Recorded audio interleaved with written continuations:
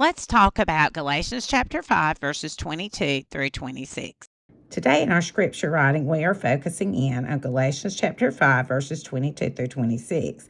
Here you can see I have already marked the symbols for the inductive Bible study approach, but I did want to draw attention to those verses in the context of chapter 5 because all of this works together so beautifully. I love that this chapter begins with freedom. For freedom, Christ has set us free. And if you notice, freedom is mentioned again here in verse 13. For you were called to freedom, brothers, only do not use your freedom as an opportunity for flesh, but through love serve one another. So then when we come here to verse 18, if you are led by the Spirit, you are not under the law. And so then, like yesterday, we were reading about the works of the flesh that are evident when the opposite of the works of the Spirit. And notice how many times the Spirit is mentioned in these verses because it's contrasting walking by the Spirit and walking by the flesh.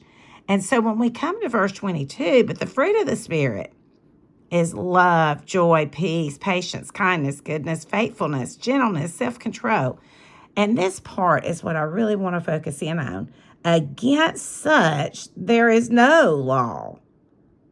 So we've been talking a lot in this book about the contrast between law and grace, and that when we're led by the Spirit, you are not under the law.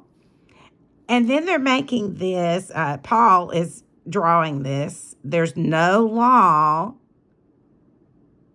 against showing love. There's nothing that says do not love or you can only love so much.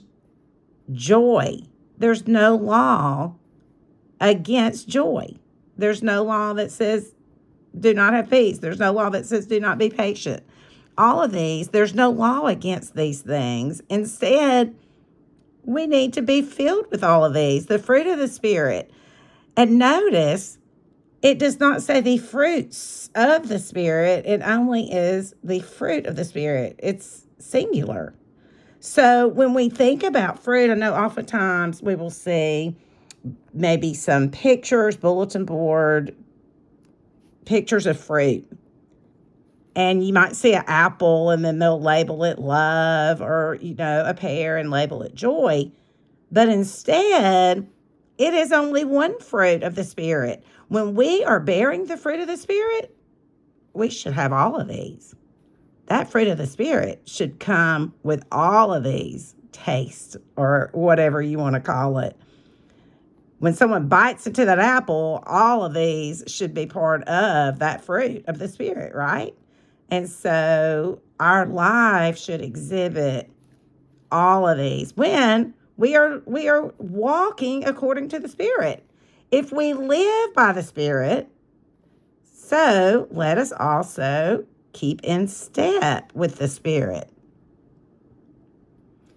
I love this. If we live by the Spirit, let us keep in step with the Spirit. Now, if we look up to verse 16, but I say walk by the Spirit, and I drew a little shoe there, also with the step. But I say walk by the Spirit, and you will not gratify the desires of the flesh. So walking by the Spirit, when we are filled with the Spirit, that fruit of the Spirit is going to be overflowing in our lives. And all of these characteristics will be a part of our lives. So now it's just asking the question, am I displaying the fruit of the Spirit? If not, I really need to live by the Spirit and, let the Spirit be working in my life. And not forgetting, verse 26, let us not become conceited, provoking one another, envying one another. There are several of these one another phrases in this chapter. Look at verse 15. But if you bite and devour one another, I didn't even mark that one. Oh, sometimes I miss and then I have to go back. Watch out watch out that you are not consumed by one another. And then I love this, but through love serve one another.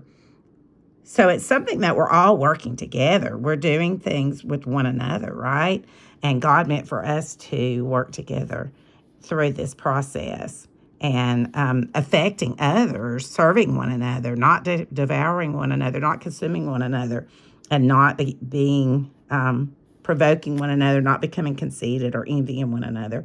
But today, let's focus on how can I display that fruit of the Spirit? Can I do that if I am so focused on, as the Christians here were really, they got so caught up in the law, that the fruit of the Spirit might not have been overflowing in their lives.